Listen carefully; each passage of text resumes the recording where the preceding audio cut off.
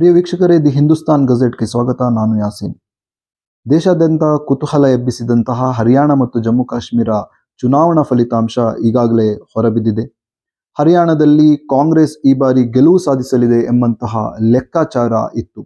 ಆದರೆ ಆ ಲೆಕ್ಕಾಚಾರ ಅಥವಾ ಎಕ್ಸಿಟ್ ಪೋಲ್ನ ಏನು ಫಲಿತಾಂಶ ಇದೆ ಅದನ್ನು ಸಂಪೂರ್ಣವಾಗಿ ಸುಳ್ಳಾಗಿಸುವಲ್ಲಿ ಬಿಜೆಪಿ ಯಶಸ್ವಿಯಾಗಿದೆ. ಈ ಬಾರಿ ಸುಮಾರು 48 ಸ್ಥಾನಗಳಲ್ಲಿ ಮುನ್ನಡೆ ಸಾಧಿಸಿರುವಂತಹ ಬಿಜೆಪಿ ಸರ್ಕಾರ ರಚಿಸುವತ್ತ ದಾಪುಗಾಲಿಟ್ಟಿದೆ.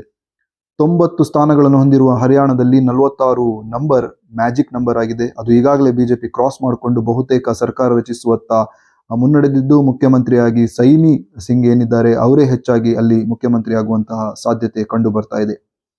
ಇದರ ನಡುವೆ ಜಮ್ಮು ಕಾಶ್ಮೀರದಲ್ಲಿ ಮತ್ತೊಮ್ಮೆ ಕಾಂಗ್ರೆಸ್ ಮತ್ತು ನ್ಯಾಷನಲ್ ಕಾಂಗ್ರೆಸ್ ಏನಿದೆ ಅದು ಮೈತ್ರಿಯಾಗಿ ಸರ್ಕಾರ ರಚಿಸುವುದು ಬಹುತೇಕ ಖಚಿತವಾಗಿದ್ದು, ಈಗಾಗಲೇ ಅಬ್ದುಲ್ಲಾ ಅವರು ಘೋಷಿಸಿದಂತೆ ಒಮರ್ ಅಬ್ದುಲ್ಲಾ ಅವರು ಕಾಶ್ಮೀರದ ಒಂದು ಮುಖ್ಯಮಂತ್ರಿಯಾಗಿ ಮೂಡಿ ಬರಲಿದ್ದಾರೆ ಎಂಬ ಮಾತನ್ನು ಕೂಡ ಅವರು ಘೋಷಿಸಿರುವಂಥದ್ದು. ಈ ಎಲ್ಲದರ ನಡುವೆ ಆರಂಭದಲ್ಲಿ ಹರಿಯಾಣದಲ್ಲಿ ಕಾಂಗ್ರೆಸ್ ಮುನ್ನಡೆ ಸಾಧಿಸಿತ್ತು. ಮುಖ್ಯವಾಗಿ ಪೋಸ್ಟಲ್ ವೋಟ್ನಲ್ಲಿ ಕಾಂಗ್ರೆಸ್ ಬಹಳಷ್ಟು ಮುನ್ನಡೆ ಇತ್ತು. ಸುಮಾರು 55 ಸ್ಥಾನಗಳಲ್ಲಿ ಮುನ್ನಡೆ ಇತ್ತು ಮತ್ತು ಬಿಜೆಪಿಗೆ ಹಿನ್ನಡೆ ಇತ್ತು. ನಂತರ ನಡೆದಂತಹ EVM ಕೌಂಟಿಂಗ್ ಯಾವಾಗ ಶುರುವಾಯಿತು ಆ ಸಂದರ್ಭದಲ್ಲಿ ಬಿಜೆಪಿ ಮುನ್ನಡೆ ಸಾಧಿಸ್ತಾ ಹೋಯಿತು. ಈ ಸಂದರ್ಭದಲ್ಲಿ ಕಾಂಗ್ರೆಸ್ ಒಂದು ಆರೋಪವನ್ನು ಕೂಡ ಮಾಡಿತ್ತು. ಸುಮಾರು 10 ಗಂಟೆಯ ನಂತರ 11-12 ಆಸುಪಾಸಿನಲ್ಲಿ ಮತದಾನದ ಪ್ರಕ್ರಿಯೆ ಏನಿದೆ ಅದು ಬಹಳಷ್ಟು ನಿಧಾನವಾಗಿ ಚಲಿಸ್ತಾ ಇದೆ. ಇದಕ್ಕೆ ಕಾರಣ ಕೊಡಬೇಕು ಅಂತ ಎಲೆಕ್ಷನ್ ಕಮಿಷನ್ ಅವರಲ್ಲಿ ಕೇಳಿದಂಥ ಸಂದರ್ಭದಲ್ಲಿ ಈ ಆರೋಪವನ್ನು ಕೂಡ ಸಂಪೂರ್ಣವಾಗಿ ಎಲೆಕ್ಷನ್ ಕಮಿಷನ್ ತಳ್ಳಿ ಹಾಕಿತ್ತು.